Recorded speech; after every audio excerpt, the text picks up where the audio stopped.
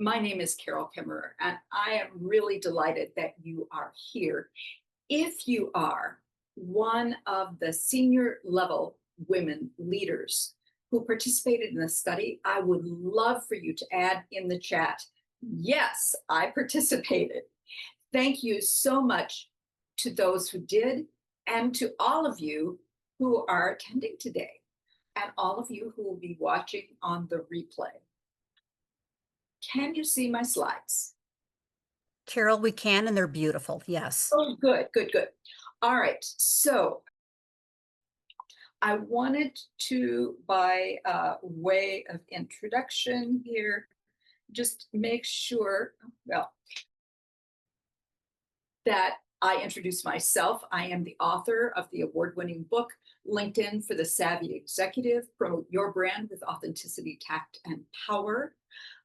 I've been recognized by a couple of publications over the years as one of the top 10 personal branding experts in the country. And you can see some of my thought influence here on these various media. And I am so delighted to welcome Kathleen Caldwell, who is my business coach and the founder of the Women's Coaching and Consulting Council of the C-Suite Network. She's been so instrumental in this, and today she is my wing woman, and she will be taking care of anything that you write in the chat, because I just know that I can't see everything at the same time. So thank you, Kathleen, for all you do and for your calming influence here. So I wanted to share with you how I hope that we will spend the next 50 minutes or so. We're going to talk about aims and the methodology. We're going to give a snapshot of who took our research survey. I'll have the opportunity to give you just a taste of the key highlights of the study. And then we'll talk about what I learned and some next steps, some for organizations, some for individuals. So here we go. I am so delighted that you're here. So the aims of our research were to take a look at senior level women, at their career progression, their influence, and what things stood in the way or enhanced that rising through the ranks or increasing your influence along the way. Our survey was done online, simple Google form. Oh my goodness, things have changed so much since I was doing research way back in the dark ages, and we were sending out reminder postcards and all of that stuff, easy peasy on Google Forms, and I was so pleased. The people who were invited to participate were invited in various ways. They were people in my network, people who subscribe to my newsletters, people on LinkedIn, some of whom I know, some of whom I don't, people who were encouraged by the C-Suite Network or its Women's Coaching and Consulting Council, and people encouraged through Leadership Global. So those were the primary ways that I was able to attract this group of 55 top women leaders. The easy part was gathering the data. 2 weeks, done, all good. Then the hard part of trying to tease them out, because the questions that we asked were not simple yes/no questions. We asked both quantitative and qualitative questions, which meant that there was a lot of analysis of content that needed to be done. And the research matters because the leadership pipeline the leadership pipeline is leaking, and it's leaking women at a higher rate than it's leaking men. And it's important to stem that lead, especially in this time when AI is such a big influence in decision making. Women also need to be represented at the decision tables. Why me? I've been working with senior level leaders on their personal influence and how they show up online for about 15 years now. And one of the disturbing trends that I've noticed is that women often climb to a certain level, and then it seems like there's a roadblock. Some of the women stick it out and deal with that within their current setting, or they find a new setting. Some of them strike out on their own. And many of the people that are in this room, virtual though it may be, are probably people who have done the latter, finding their own path.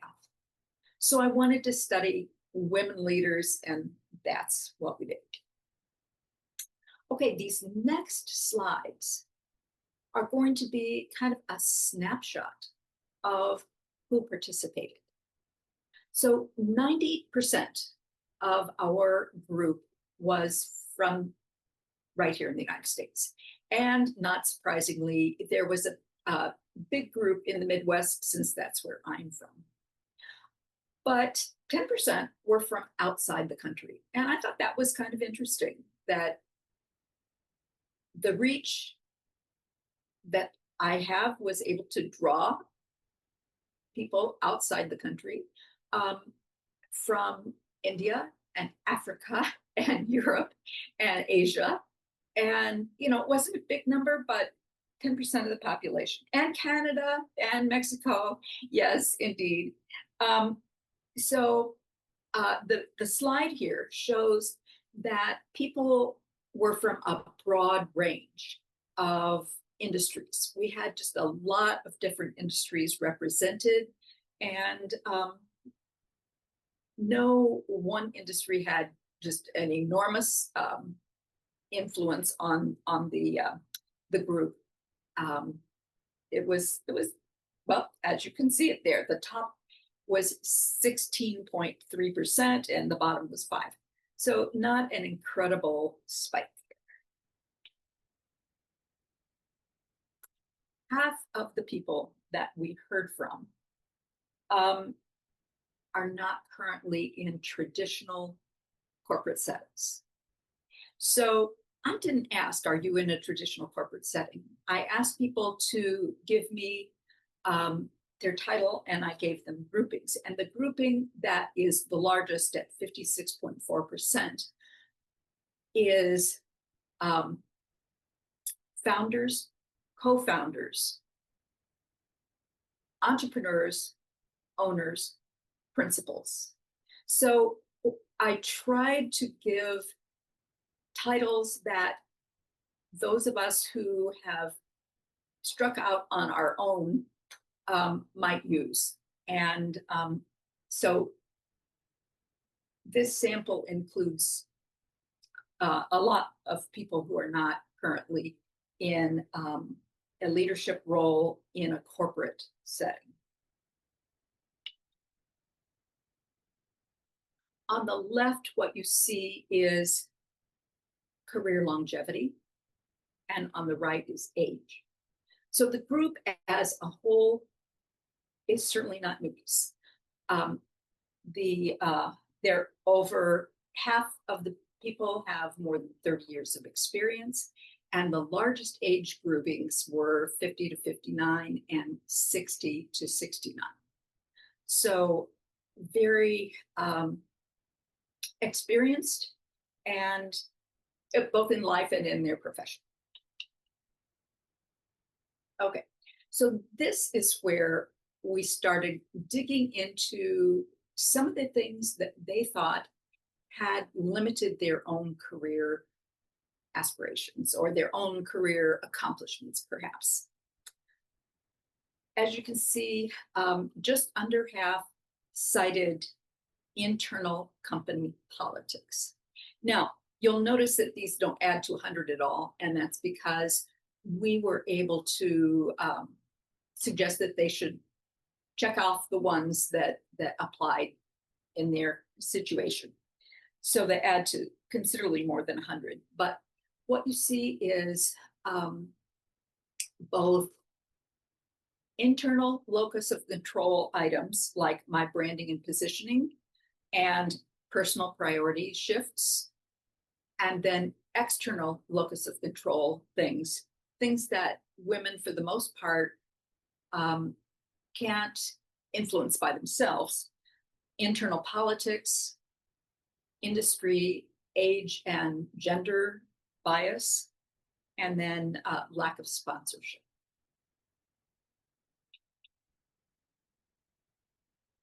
So we also asked about when does momentum slow? So the question, I believe, was something like, if you've ever noticed a point where your career acceleration slows, please talk about the first notice of that. And so this was a long answer kind of question. And the groupings that we were able to identify that were really significant here were a perceived plateau at the director and senior director levels, and then midlife transition. So a lot of people just said midlife transition, but 6 people gave us an age, and 5 of those 6 people said that age was 50. So just a note. And then the last was having a child. So maybe you can write in the chat at this point any insights so far that you are seeing, anything that feels right for you or that you resonate with. If you just put that in the chat.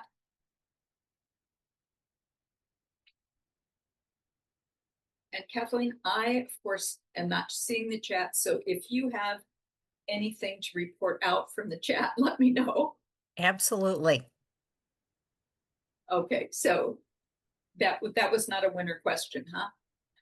Well, I'm wondering, from those that participated and those that did not, what would you say?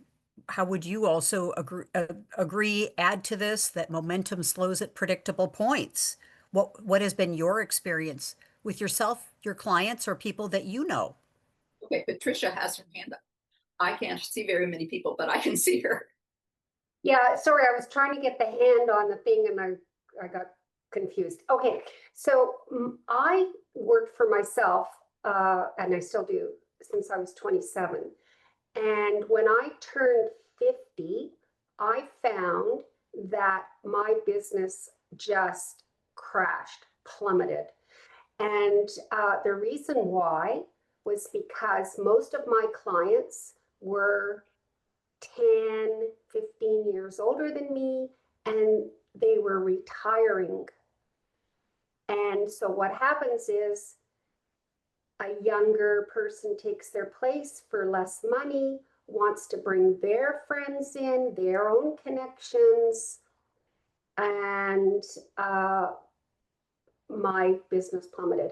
Another time that my business plummeted was, and I'm very sad to say this, it's not about me, but it was 9/11, because a lot of my clients worked with clients in the USA, and their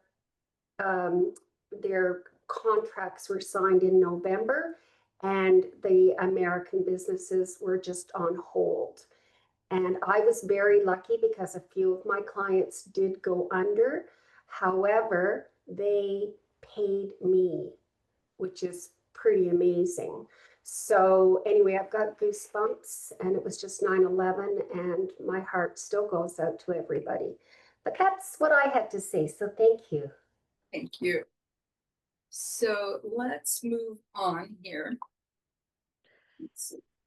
And Carol, in the chat, a lot of our attendees are concurring about the age 50 and what Lori Anderson mentions about that it makes sense to her on her experience, what she's observed, and age-related factors and plateaus. Thank you, Karen, and all about, and also COVID, what occurred during COVID. And of course, thank you, Antonia. Ageism is an issue.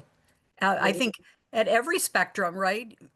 Younger and quote unquote middle-aged, or even greater age. Ageism is there. Absolutely. Background, yes, thank you. Yeah. Anyone else would like to comment? Feel free, take yourself off mute.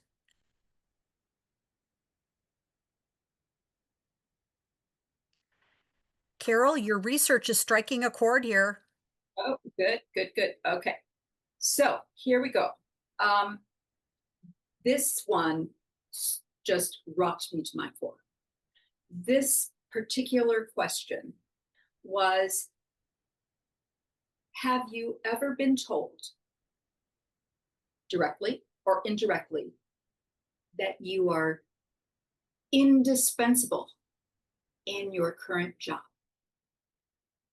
I call this the indispensability penalty, where praise like that, oh, exciting, I'm so essential, they're never going to replace me, quickly becomes praise of prison, where they're never going to promote you or transfer you or let you move to a new team or have new experiences because you're indispensable in your position. I can just hear someone say that and end it with, honey, you're just too indispensable in your role, honey. Wow. So I selected this quote from the many quotes that I got. This was a question where the choices were no, more than 50% of the people said no. Yes, 43.6% said yes. And of those people, 8 of them had to be recharacterized because they were so interested in telling me their story. So I think there are about 10 respondents in there that are now in the yes and no category. But where people wrote in, and this quote, yes, but I went out on my own 25 years ago. And yes, sister, nobody should have to stay in the same job because they are too essential or indispensable. If I were to be able to talk directly to HR people and people that are making policies and talking with people that have hiring and management positions over others, this is the thing I would go after. This just, I just can't imagine having someone be told that they are too essential for promotion. All right, well, all right. Visibility is one of those things that helps in our career progression. And so we looked at, are women interested in using the tools that are available to them? So LinkedIn, of course, is a huge, huge tool that can be used to increase our visibility. And half the women said that they were active. I hope that's true. And of the women that have hired someone for branding or visibility or executive coaching experiences, they were 3 times more likely than those who hadn't hired someone to describe their careers as accelerating or ready for the next leap. But there are barriers. So the barriers are the dual barrier of time constraints, and perception of return on investment. So there may be some expectations as to what return on investment should look like on LinkedIn. But still in all, it's a valid point. And then there's the fear of penalty and unclear personal branding. So a lot of the questions had to do with, I don't know what to post. I'm really not clear about the division between my company and my own personal brand. And then some of these harder hitting ones, like the one that I've posted here, if I post something that doesn't align with decision makers, I could be blackballed. So some of these things are handleable by internal locus of control kinds of things, getting to know what return on investment is likely to look like on LinkedIn. And some of them really are organizational.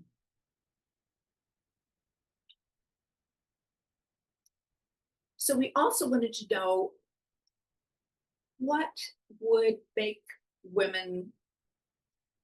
entice women for a stretch opportunity, something that felt just a little risky, but was exciting.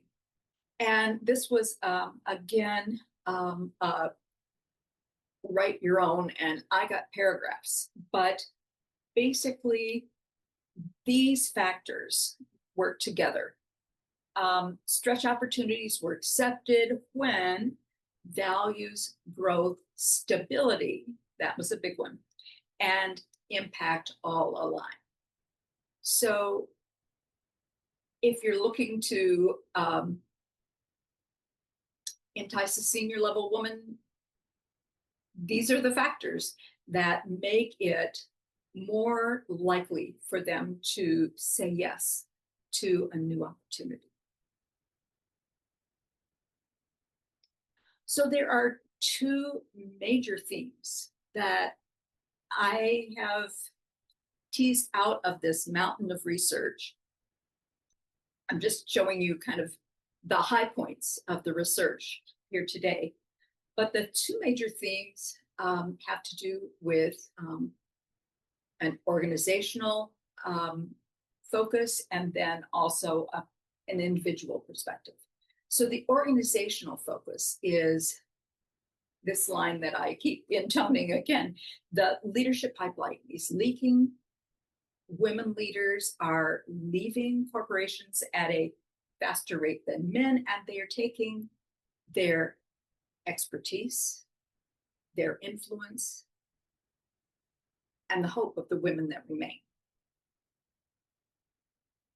This one really bothers me, because in the age of AI, we really need women to be there at the table along with men and AI.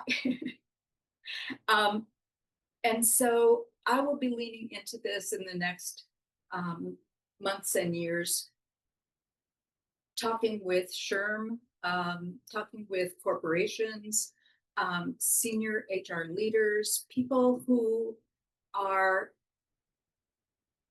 able to influence the culture and the direction of corporations that could really be a company of choice if the women didn't feel that their only alternative was to leave. And then from an individual point of view, this is where I have traditionally worked. And the perspective I want to share with you from the research is talent alone does not ensure that your career will continue to move forward. Without visibility and sponsorship, even the most accomplished leaders can be overlooked.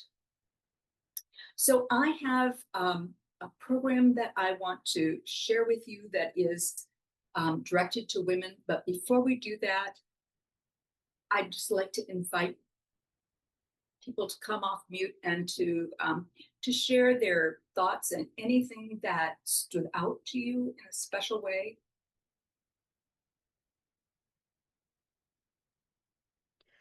Carol, so many rich themes and so many rich insights from your research. So I'm curious, also as Carol, so many of you have been putting really great things in the chat. Would you like to share, come off mute and share? Love to get your voices in here. Yeah, I just wanted to ask, so there was something about it's not safe to be, oh geez, I can't see it. Carol, can you see it? So Okay, so I said speak to your authority and don't concern yourself with being canceled. And Jasmine wrote, for many, it's easier said than done and safer to avoid it, unfortunately. And I would love to hear her thoughts on that, if she would like to talk. I'm not embarrassing you. I'm just very interested in what you're saying. Hi, Patricia. Thanks so much for inviting me into the conversation with your follow-up question. We know that we live in very interesting times, and I believe it showed up in the research that oftentimes people were unsure of what they could post due to the agreements with their workplace. We also live in times where we know that words are often misunderstood, misconstrued. We think about current events and just like the Charlie Kirk assassination and how, you know, comments have again just been misunderstood, misdirected. I think about here, I live in the Twin Cities, and we had the unfortunate school shooting a few weeks ago at Annunciation. And our mayor, who was, he's the father of a 3-week-old, very emotional, made the comment about, we don't need prayers because these kids were actually praying when they got shot. And then that was just the sound bite that was on the evening news cycle for 4 days. And so while this may not be my truth, I recognize that for many people, they are afraid of posting because they don't want to post the wrong thing. They don't want it to be misinterpreted.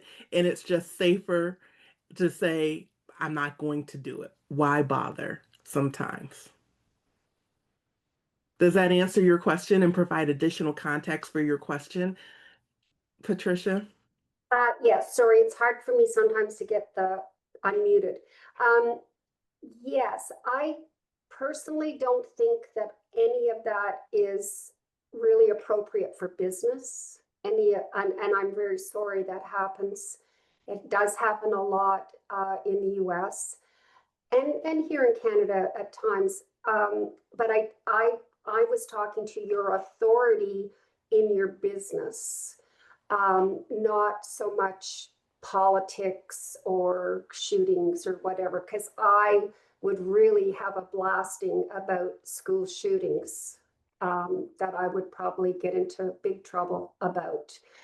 Well, So, people have different authority, so my authority is in helping people right. flourish and thrive. And so the lines are often blurred between personal and professional. And that's another really interesting thing about the landscape that we live in, especially with these social media platforms, is that people want to have a feeling that they get to know you. So the lines aren't solid dark lines like they once used to be.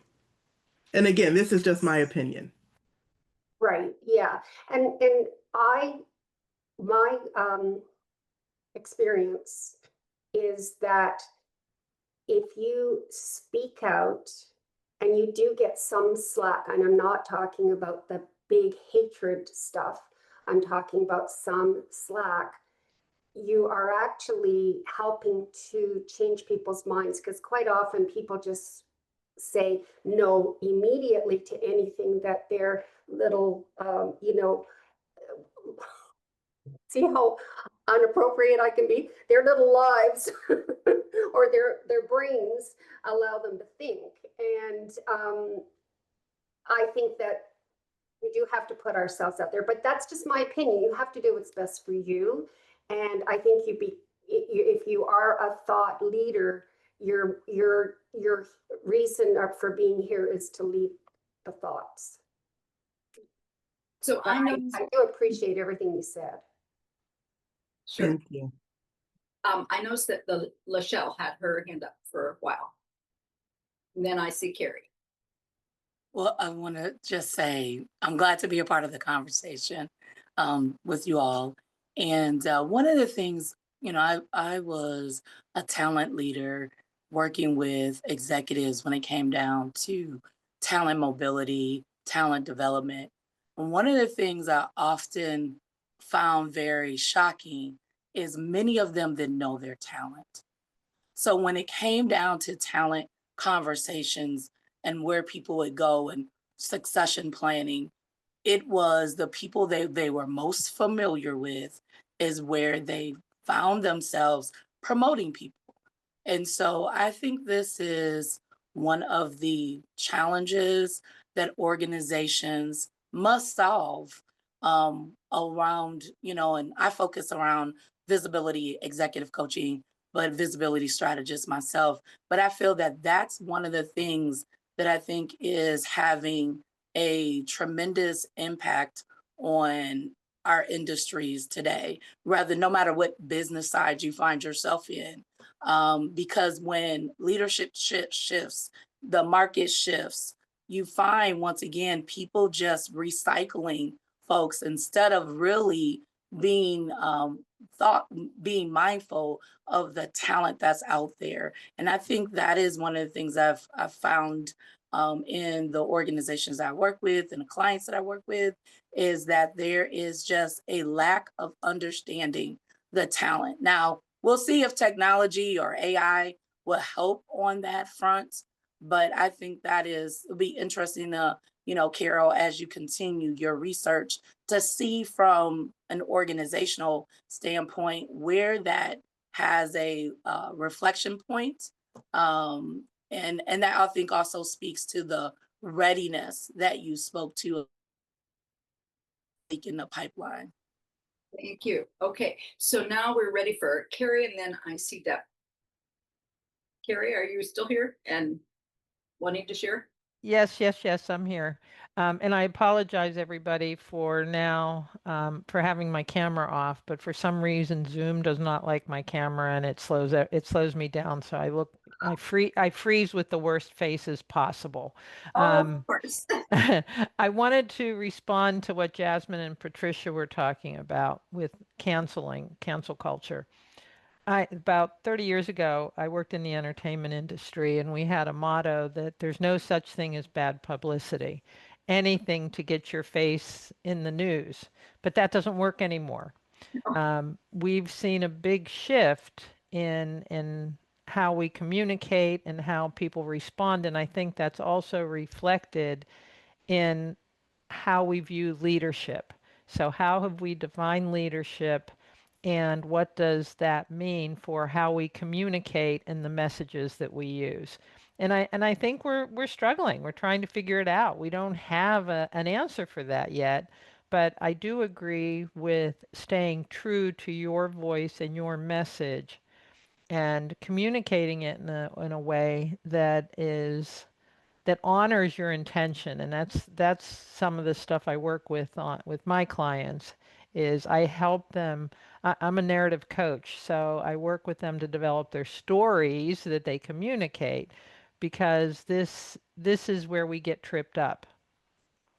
And there's just too much with social media now that they can slice and dice what you say and make it not stay true to your intention. Thank you. Thank you. Deb, do you want to talk? So, I love that you talked in about the results about the support that we need to get and to give. I haven't been in corporate America for 20 years, but the worst people during that time that I, and I was in corporate America for 10, 15 years, the worst people were the other women. And I don't know, I mean, like, I remember at one point I worked for an organization and we had they had a box of Meow Mix that would travel from office to office because they were saying that somebody was being catty, and now, this is long enough ago that now you would hope that wouldn't happen. But yeah, I never got support from the women. It was the men that I worked with who were always very supportive. So, I think maybe, whether we're, a solopreneur or whatever, how can we help the other women that we are connected with? Absolutely. Absolutely. Anybody else? Oh, Jasmine has her hand up. Yeah, I totally agree with that. And I think about as we look at what has happened in the workplace since January, I know the figures are saying that like over 300,000 Black women have left the workplace because of being displaced. And then another 200, well, Patricia, that's not clapping. They were displaced because of government, they lost their jobs. But then another 200,000 women, primarily white women, have actually chosen to leave the workplace and to pause and to reflect. So that's 500,000 women that are no longer in corporate, nonprofit, public sector.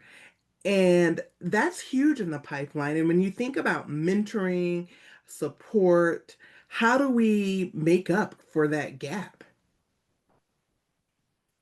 It's a hard thing. And we don't want the gap to be bigger.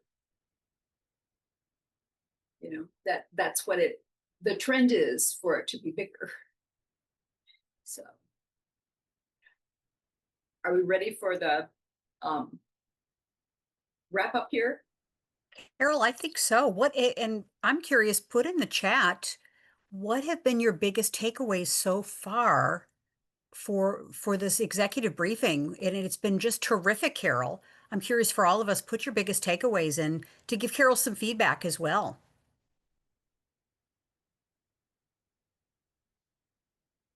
Carol, we're ready for what's next. All right. We've uncovered so much here. Here's what's next. Let's try that again. Okay, so I told you that I developed an offering for senior level women, and it's called the Visibility and Voice Intensive. It's a 90-day program, and the purpose is to align your LinkedIn profile, sharpen your leadership voice, and build sustainable visibility practices, both online and off, so that you can be seen as the leader that you are, have doors to real opportunities be opened, and waltz into 2026 with great confidence. So this is an exclusive, by invitation only program. And we're going to do that via a screening tool. And then I will further screen the people that seem like they might be a good fit by having a conversation, a strategic visibility discovery call. And I'm hoping that if this entices you, you will act right away, because my intention is that we will begin on the 29th of this month.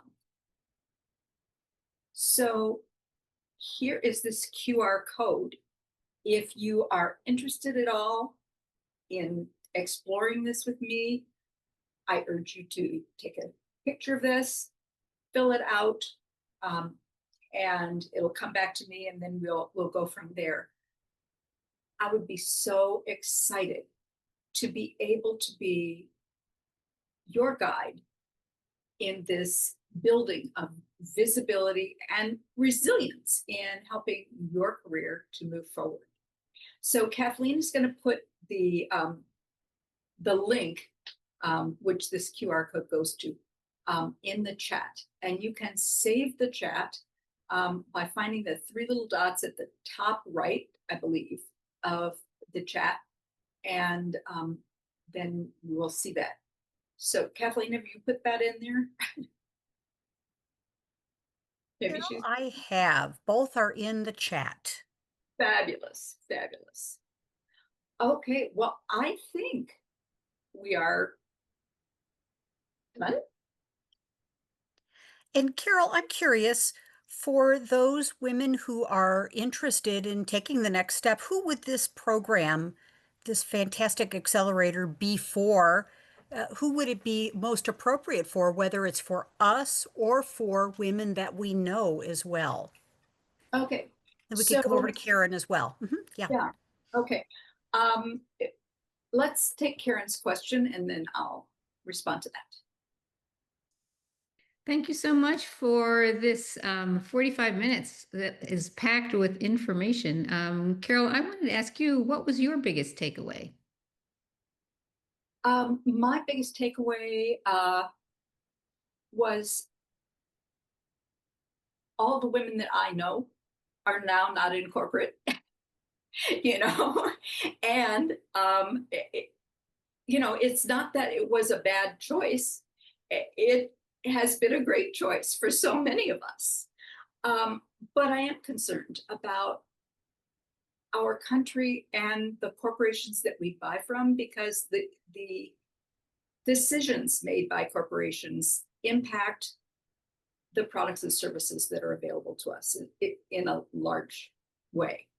And I do feel that women need to be at the table, and there should be some wonderful company out there who will recognize talent not as indispensable, but so great that we need to develop it and move it along toward a higher expression. So, you know, move them up the line. So I guess that was my biggest takeaway. And then the other that really, as I said, really rocked me was that indispensable part. You know, it's like, well, honey, you're just so special in your current position. We just can't do without you there. I could just hear it. It just, it rankles. And I want something better for the women coming up than maybe was available to me. Thank you so much for that comment. Appreciate it.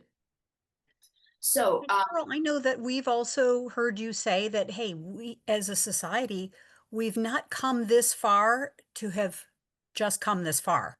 yeah, So there's more, there's opportunity, there's more for us as a society and for women. And your upcoming accelerator really addresses this, the visibility and the impact and the authority for women, especially those in corporate and in the workplace. so you asked me also, who would this be for? And I think that it is for women who are wanting more, women who realize that their presence online is not aligned with who they are today, and therefore they are not poised to move in the directions that they choose to move in. If all of the things that we can read and discover about them online is not true to who they are today. It may have been true 5 years ago, but you know, your 5 years ago profile doesn't represent the thought leadership that you have and the ways that you want to move in the future. And so it is for senior level women. It's for women who have the bandwidth for an investment of time and money to equip themselves to move into the next year effectively. Well, Carol, you're getting such great adoration in the chat. This was fantastic, fantastic program, insightful. Thank you. And lots of thanks about doing this important, great research, Carol. Thank you so much. I want to thank all of you who took your time today, and for all those that are watching the replay. I'm excited that you were interested in the research, and I hope that in some way it inspires you to move forward. I would love to see your application via that screening tool in my inbox soon.